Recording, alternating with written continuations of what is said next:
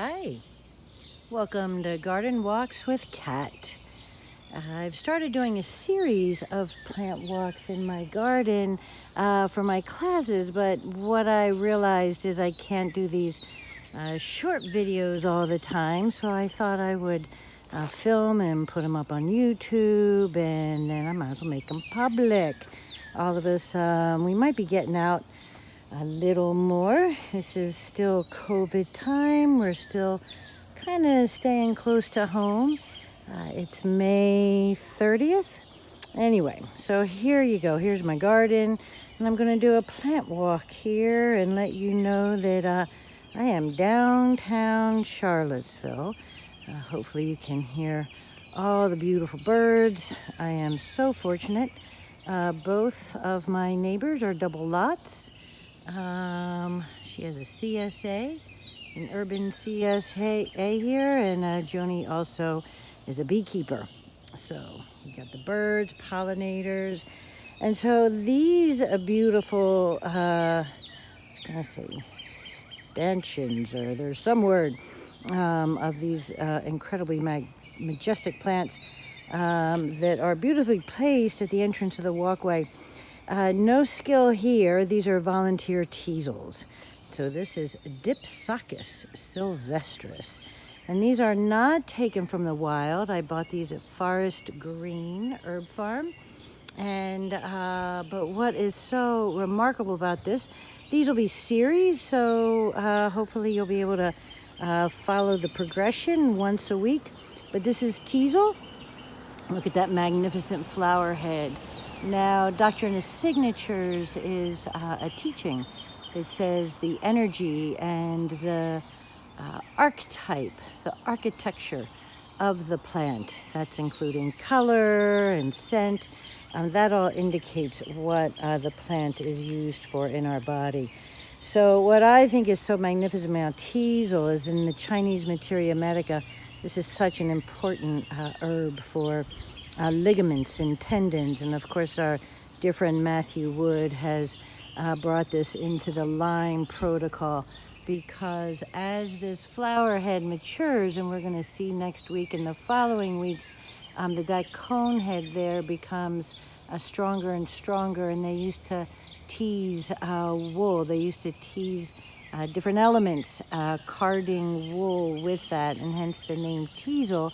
And what Matthew says is it teases the spirochete out of the muscles. And what I will say is I rarely have used teasel without seeing a Herx reaction, a Herxheimer reaction with a Lyme person. So use it knowingly when you're working with Lyme. Anyway, I use it lots for ligaments and tendons. We did a Stephen Buhner advanced diagnostics, and one student, participant, practitioner came up with that this is scaffolding, and I love that word.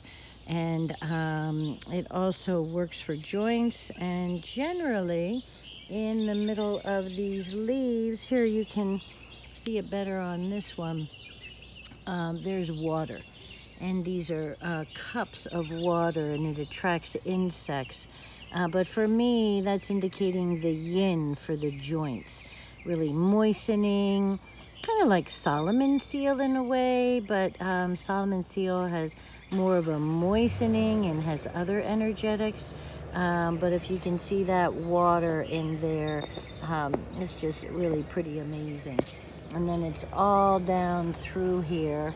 You can even see larger puddles. So that's Dipsacus, there's Sylvestris, there's different species. It's all on the highways here in Virginia. So I've had it here for a number of years. It is the root that is harvested. You know, it's said to be a biennial, but I've had it come back in the same place. But again, it's really pretty magnificent. So this is the first year after 4 years where I've really seen a significant spread of this plant. Here's rue. I'm going to talk about rue next week, have a much larger profile, but I wanted to point it out while it's still blossoming. And so we see the Dipsacus down there. We've harvested when it had a root, but you can see the teasel sitting happily in the middle of the path. So quite a spiny structure here. And again, more of that water. So coming back here, it's past fringe tree, but this is the beautiful Cheonanthus, used as a wonderful bitter, digestive. This is for that postprandial fullness. I can't believe I ate the whole thing, but it has a stronger action than other bitters. It really is very moving and stimulating, and it helps with stagnation of digestion. And so it's the bark, and this is I guess this tree has been here for 6-7 years. She's a slow grower, but absolutely stunning with white fringe. And I'll talk more about the derivation of Cheonanthus as we go on. So it's been a very wet spring, lots of rain, lots of weeds, but of course we've been harvesting our weeds. I want to stop here and I'll be showing the growth of the Joe Pye, Eupatorium, purpureum. Look at that beautiful purple stem here. And so this Eupatorium, Joe Pye, also called Queen of the Meadow. I have used this incredibly successfully with kidney stones. It's also called gravel root. Usually grows where it chooses to grow is in wet, gravelly areas. Kind of loves the in-between spaces of solid land, gravel. When you're out in the wild and you're harvesting, it can be quite an ordeal. You never want to rush because it's got its feet in the water, and it can be quite boggy. Now this is interesting because permaculturally there is a slant, a slight slant to this property, and it's heading downhill. So in permaculture you want to harvest the resources. So I put most of my water-loving plants down in the back. Lots of nettles down there, the elders down there. But my neighbor planted the Joe Pye here, and so we have this huge, beautiful burst of that purple umbel flower. Quite amazing flower head. So there is Joe Pye weed. And again, it's the root that's harvested, and we have harvested just trying to thin and clear, and so of course it's much easier harvesting in the garden. I want to come and highlight our beautiful ground ivy here. Obviously you always want to ID any wild medicine that you're harvesting. This looks a lot like violet. To the uninitiated, so it can look like violet leaf. Ground ivy is also called poor man's woman's golden seal. Incredibly astringent. I use it a lot for sinusitis. Its energetics are cooling, drying. I do really believe there can be antimicrobial action to really identify if you choose a leaf and bruise it. It has that distinctive smell of fresh mown grass. It's really impressive. So the story on ground ivy is also you don't want to harvest in a commercial area or an industrial area because it's said to chelate heavy metals out of the soil. So it's a good thing if you're doing permaculture restoration work, but you just want to be really mindful of where you harvest ground ivy. It grows on runners, as you see. It's usually in most gardeners' garden. Now it's in May. Now is a good time to harvest. You can dry it, make a tea. But again, very astringent and drying. I find its energy cooling as well. So moving back here, I haven't used this medicinally, but I want to highlight this specimen. It's Stewardia. Such an incredibly beautiful tree. You can see the bark looks like a crepe myrtle. It has that really stunning texture and you know, just that really resonant bark there. Resonant bark, I don't know what that means. It's like it's pretty, but look, it's gonna have these white flowers. It blooms in June. Really rare. It's very rare to see the Stewardia out in the wild. It's quite a specimen tree. We kind of broke the bank and got this.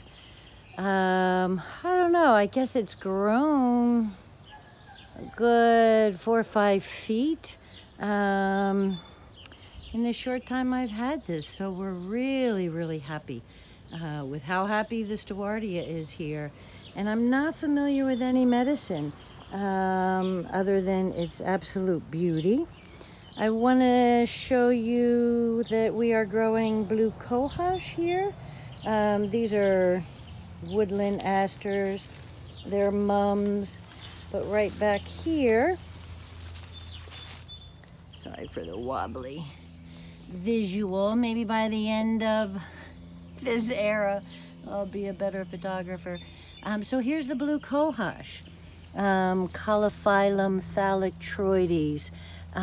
It's the root that has been used to stimulate the production of oxytocin. So it is used in stalled labors and also in cold and depressed menstruation to help bring on the menses. But just a beautiful, rare woodland.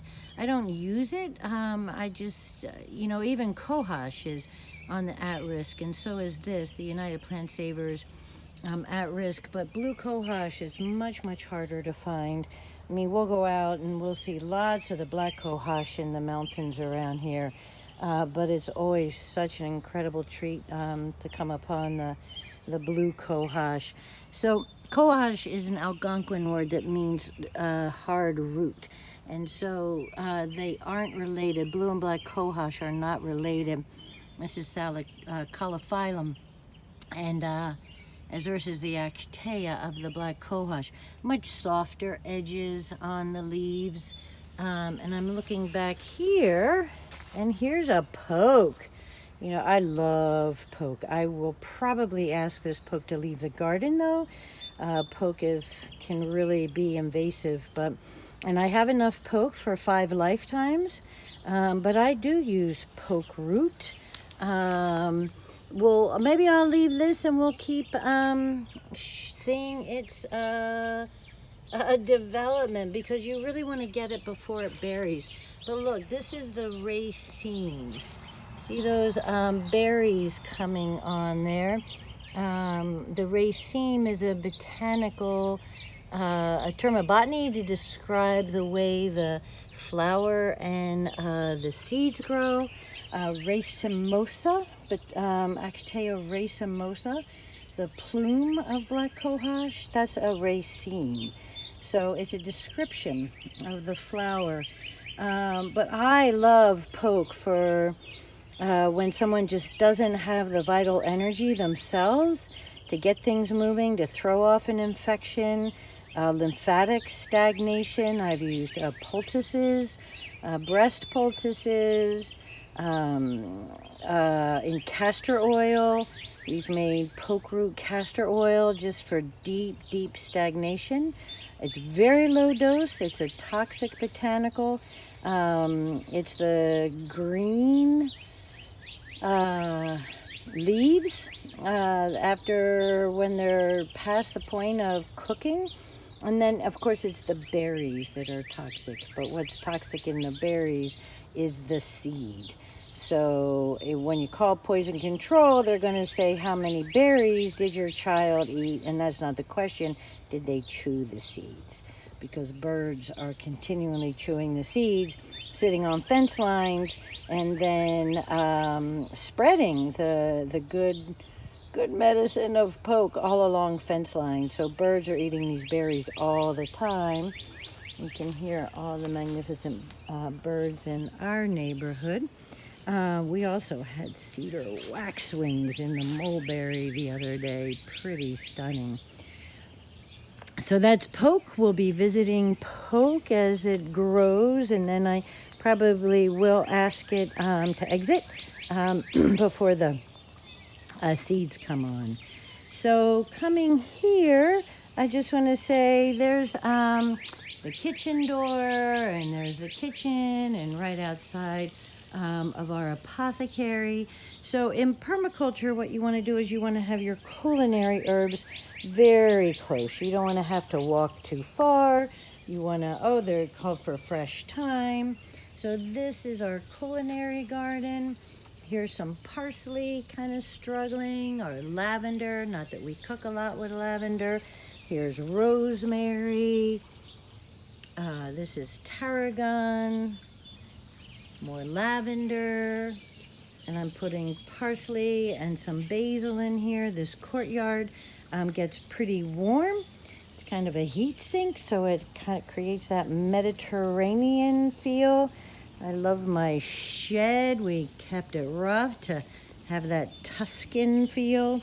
But anyway, this is an important place that we put our culinaries. And recently we've made our throat spray and having so much fun with the throat spray.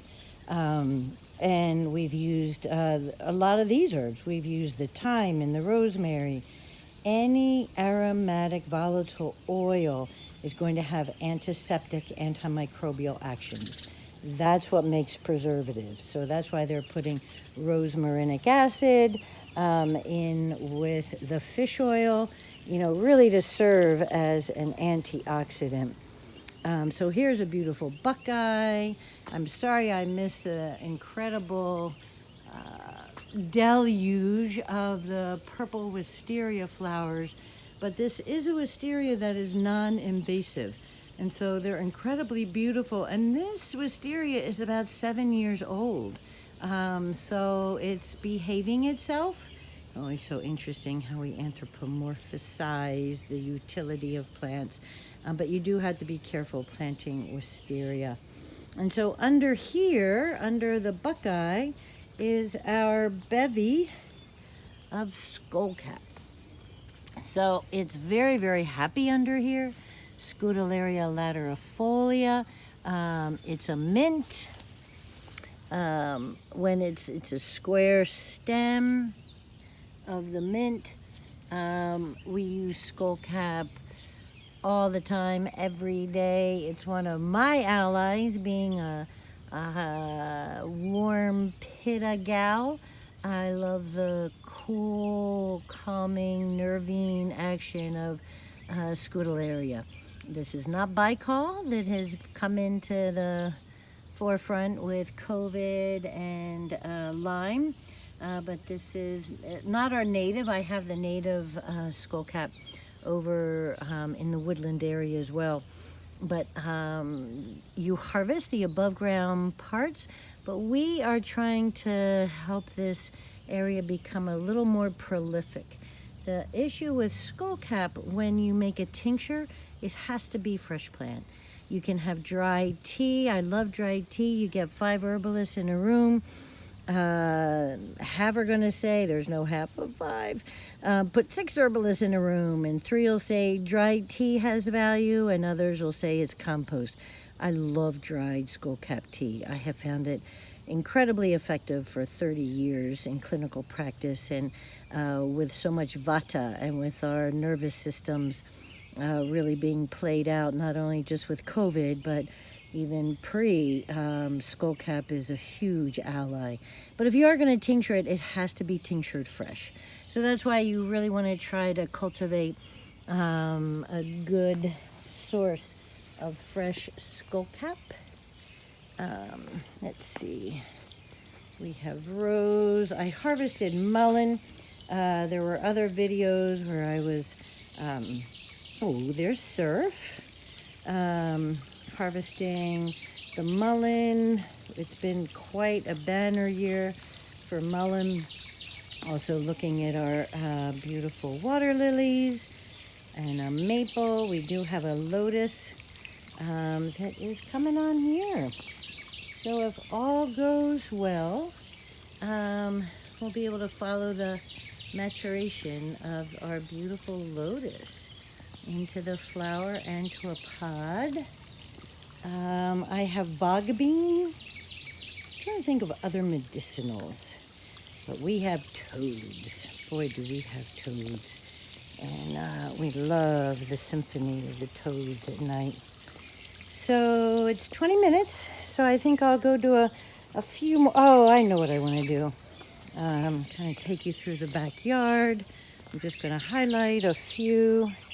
Try not to make it so bumpy. Calendula, calendula.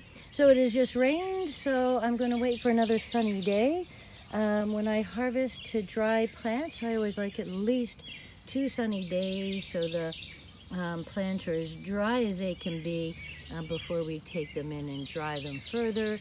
But I've never seen a calendula shrub like this. Really, it came back. We always try to keep the same calendula bed because calendula self-seeds. Again, this is sort of our food and nasturtium and basil and tomatoes. This gets full sun. Ooh, look at that chard. It's coming on. So I want to, maybe I'll do a whole other thing on elderberry. But again, I just want to show my foundation students that come every 9 months and they get to experience the garden according to the seasons and really proper ID. So here's a early green elderflower flower. And so she is just starting to come on.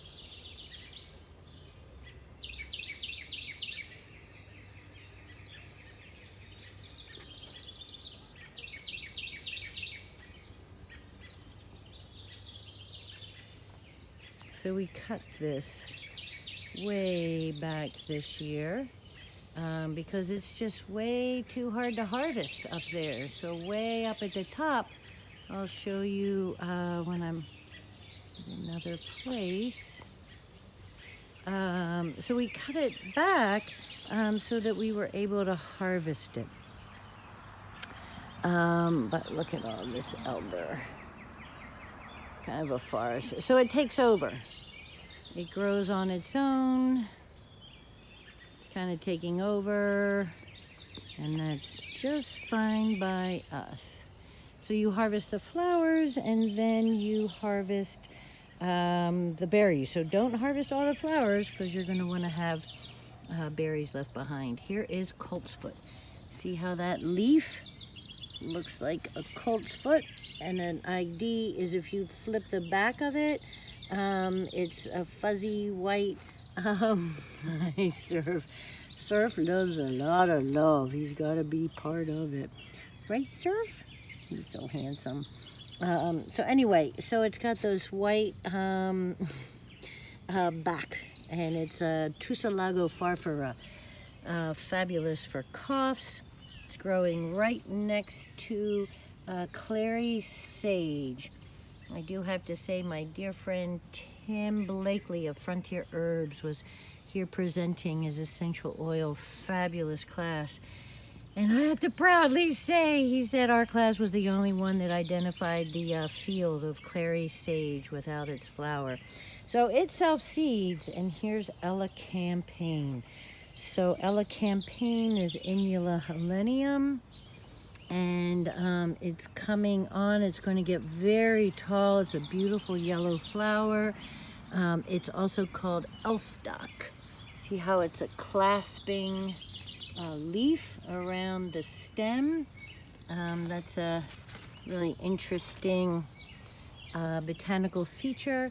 I've never seen it out in the wild, but it is self-seeding through the garden We've been using a lot of elecampane, working with lung health. It's an expectorant, very warming, a lovely warming expectorant. So what I'm going to do is, it's always so hard. It's like, oh, one more.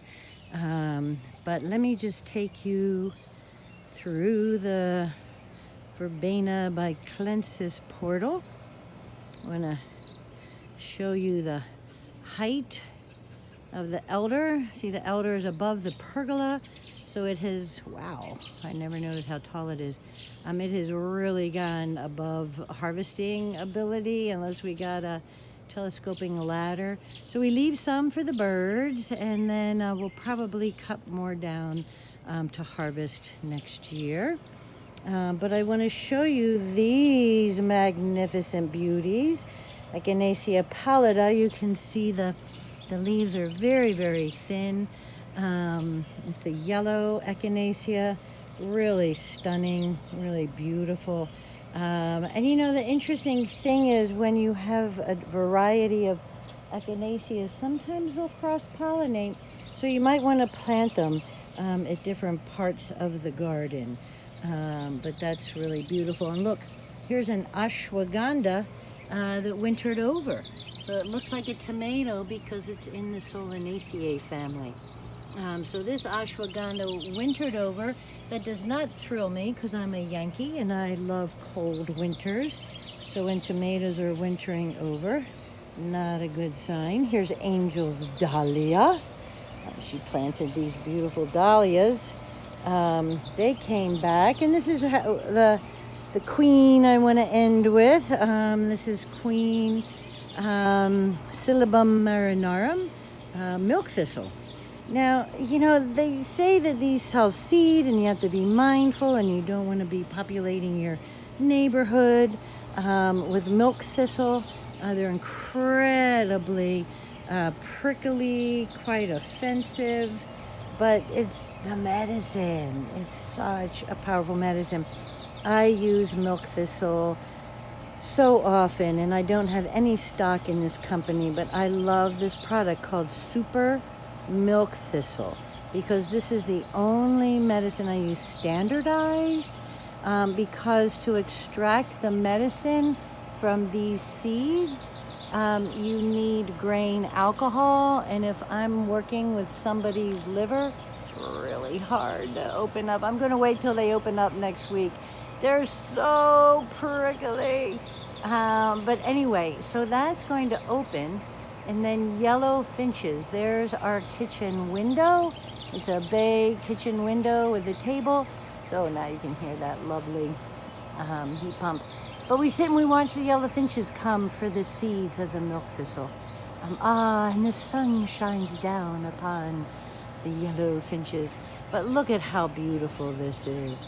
So I use thistle a lot. Mostly anybody on serious medications, I'll put on super. Oh, so the whole point of, like, I don't really want to use milk thistle tincture because you need grain alcohol, and I don't think it's good to be taking lots of grain alcohol if you're trying to cool your liver and open it. And I've seen miracles happen with milk thistle. So Hildegard de Bingen, the 13th century mystic, abbotess, musician, composer, avatar. I think she was an avatar. Anyway, so she says that the white veination indicates Mother Mary's milk. And so it was the Blessed Virgin's milk. And you know, as we know, galactagogues, the best galactagogues, work with the liver because the liver in Chinese medicine governs flow.